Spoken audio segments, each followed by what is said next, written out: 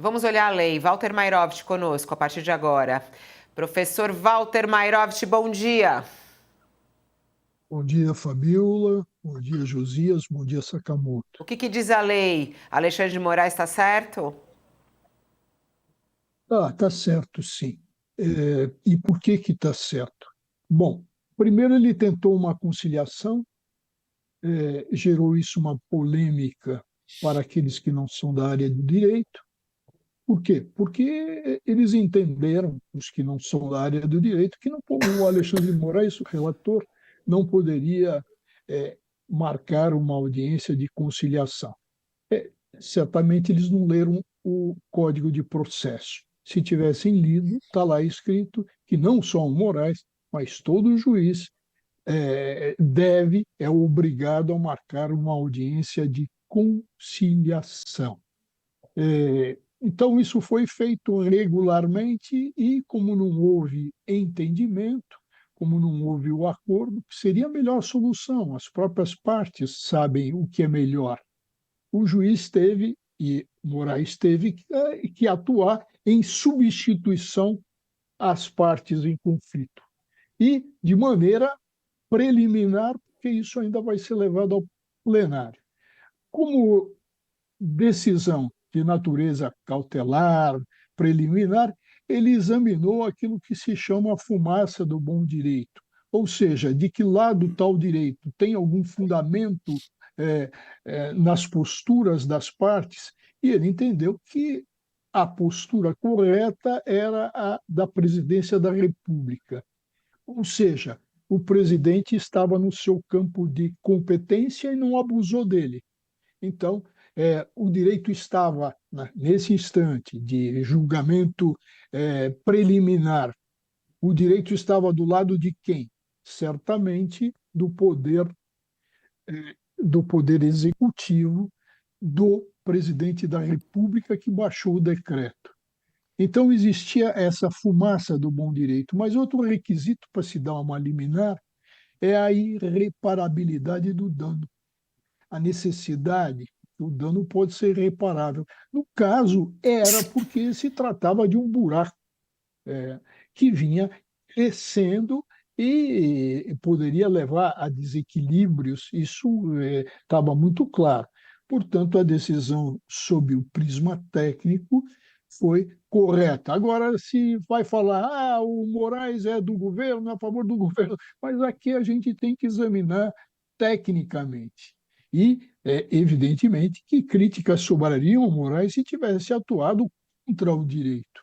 Nesse caso, atuou corretamente em sede liminar cautelar. Interessante. Vamos lá, professor Mairovich. Hoje eu vou fazer um ping-pong aqui contigo, porque a gente tem essas questões jurídicas envolvendo os três poderes e que causa muita dúvida. Outro ponto aí muito importante de hoje foi o veto do presidente Lula ao que também foi aprovado lá no Congresso, que é o aumento no número de parlamentares. O presidente Lula vetou esse aumento do número de deputados federais. Isso pode parar em alguma situação no Supremo Tribunal Federal? Existe alguma outra forma do Congresso reclamar em relação a isso? Ou a palavra final realmente agora fica com o presidente Lula vetado o aumento do número de deputados?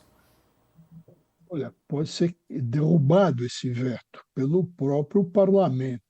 Agora, pode bater a porta do judiciário? Sim, pode bater. Qualquer esperneio pode bater a porta do judiciário. Tem a litigância de má-fé. Agora, o que está em jogo aqui? Por que o veto do presidente Lula foi correto? Porque se mascarou isso como sendo algo necessário, porque para se acertar a proporcionalidade, tendo em vista o aumento populacional. Como discurso, isso é interessante. Só que existe já uma quantidade enorme de representantes do povo, 513. Então, esse número era um número adequado? Sim, é um número é, que cabe, e o que precisa ser feito na realidade é examinar outros caminhos para isso. É exagerado isso, esse aumento? Sim, me parece exagerado, mas é a proporcionalidade. A proporcionalidade é vista de uma maneira incorreta, não é com o puro aumento que se vai garantir essa proporcionalidade. Existem mecanismos mais interessantes, o voto distrital, o recall para tirar os ineptos, aqueles que traem os eleitores. Então, existem várias outras medidas. Se isso estava com aparência, com cheiro, aliás, com mau cheiro, de aumentar despesas com a colocação de mais gente para mais controle e num momento em que o Congresso deveria de cuidar das emendas, E tem esse, dessas emendas, e ele não cuida. tem o custo político para o presidente Lula, para o executivo no Congresso, né? Porque aí a gente já viu a retaliação. Mas tem também essa aproximação com a população, porque a maioria é contra o aumento do número de deputados, né? E todo mundo na análise política falou que isso é mais um custo. Vamos lá, Sakamoto. Nessa conta aí do presidente Lula, por que pesou mais ele encarar essa briga com o Congresso? O que ficou por trás disso? Antes de mais nada, bom dia para o Mairovit, né? Ô, Fabiola, o presidente Lula, é claro que estava de olho, tava de olho na opinião pública, né? E um gasto como esse, um aumento de gasto como esse, ele não se justifica.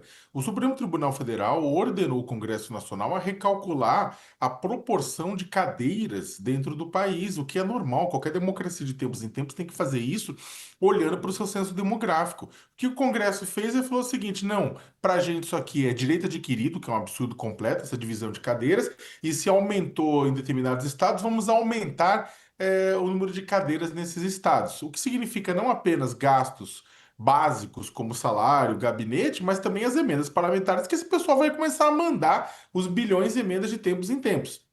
Então, o que acontece? Era uma coisa com a qual o Palácio Planalto não concordava, era uma coisa com que uma parte significativa do próprio Congresso não concorda, não foi uma aprovação acachapante, né? Isso, né? Então, o que que o Lula fez? O Lula fez também um seguinte cálculo, né? Ele olhou para a opinião pública e falou: não vou comprar essa. Eu não vou comprar essa briga com opinião pública, né? Bem pelo contrário, eu posso aparecer aqui como alguém que está tentando resolver a questão financeira, fiscal do país, né? Só que não deixa. E, de certa forma, ele está correto. Né? O que acontece? O Congresso Nacional vai e dá sequência à desoneração da folha de pagamento, mas depois não garante recursos para poder cobrir o rombo deixado. Né? O Congresso Nacional reclama, gasta em emenda parlamentar, e muito visando a sua própria reeleição, mas do outro lado, demora em rever os benefícios fiscais, que segundo o governo já chegaram a mais de 800 bilhões de reais. Então, sim, o Congresso não está fazendo a sua parte e o governo federal está sendo cobrado sistematicamente quanto a isso. Então, o Lula falou: não vou passar pano nisso. Ah, ele não poderia só ter deixado o Congresso promulgar, simplesmente não fazendo nada? Sim, mas ele seria também criticado pela população, por analistas, por todo mundo, por ter feito egípcia diante de um assunto que é claramente pesado para os cofres públicos. Então o Lula resolveu, falou: olha, no meio de todo o furdunço, no meio do que está acontecendo, no meio de eu estar sendo responsabilizado pelos gastos públicos, eu vou vetar. Eu vou vetar e o Congresso que se resolva que depois arque com isso. O Congresso ficou bravo, mas, e aí eu termino falando isso. Não é certo, o Congresso pode derrubar o veto, não tenha dúvida nenhuma, como o Mairovich colocou, pode. A questão é: o Congresso vai ter número para derrubar o veto, porque agora o Congresso vai ter que vir a público e falar: ó, beleza, eu vou derrubar o veto presidencial para poder criar mais gasto para mim, meus gastos, né? Então isso pode pegar mal. Josias, foi um acerto do presidente Lula? Qual vai ser o custo disso para ele? O custo é essa reação do Congresso, essas pautas bombas que vão sendo aprovadas, né? Agora, tem certas coisas, Fabiola, que precisam ser feitas, né? E o Lula, ele estava diante de um dilema hamletiano: ser ou não ser presidente da República. Para ser presidente, numa hora dessas, é preciso vetar propostas que não fazem nexo, não têm conexão com a realidade. O mais escandaloso nesse caso é que o Lula tenha esperado até o último dia para fazer isso, para efetivar esse veto. E por que esperou? Porque havia muita dúvida dentro do governo. Será que vale a pena nós agora atiçarmos os ânimos, os maus bofes do legislativo, dos deputados? Os senadores também foram cúmplices na aprovação dessa proposta, que não faz o menor sentido. Se há uma desconexão entre o número de cadeiras na Câmara e o censo do IBGE, a população de cada estado, eles que rearranjem lá, que troquem, o estado que tem mais pessoas ganha uma cadeira, o outro perde. Assim é a vida. Não faz sentido criar uma despesa no instante em que o governo está cortando clipes para fechar a conta do ano. Então, o presidente, diante desse dilema, ele preferiu ser presidente da República. A presidência impõe determinadas atribuições e não se pode contorná-las. E, nesse caso específico, o veto era incontornável. O Lula demorou até a tomar a decisão. E fez isso porque optou pelo veto, porque as pesquisas estão aí. O Datafolha já tinha mostrado que a maioria da sociedade não contemporizava com essa providência. Agora veio a Quest, 85%, quase 9 em cada 10 brasileiros, dizendo não a esta atrocidade. Né? Agora temos que enfrentar essa cara virada da Câmara. Estamos falando aqui de uma despesa que pode chegar, juntando as emendas todas, pode chegar a 749 milhões de reais. Se considerarmos a despesa com os novos deputados, mais as emendas que esses novos deputados apresentariam ao orçamento, estamos falando de 749 milhões de reais. Aí vai o Congresso e aprova uma bomba com 30 bilhões de reais. Então, a resposta ao veto impõe um prejuízo muito maior do que seria a criação das novas cadeiras. O Lula agora, se fosse o presidente que todos imaginam que ele deveria ser, ele vetava também essa outra proposta, Fabiola. Vai para a Câmara agora, esse buraco, essa bomba de 30 bilhões, vai ao Senado. Aprovada na Câmara, vai ao Senado. Se for referendado pelo Senado, aí o Lula deveria vetar também. As pessoas precisam assumir as suas responsabilidades. Depois o Congresso pode derrubar o veto. Mas, pelo menos, cada um fica sabendo quem é o responsável pela atrocidade fiscal. Quem é que está metendo a mão no bolso dos brasileiros? O presidente, vetando, esclarece. Olha, eu cumpri a minha obrigação. Então, ele deveria vetar essa outra proposta também, Fabiola.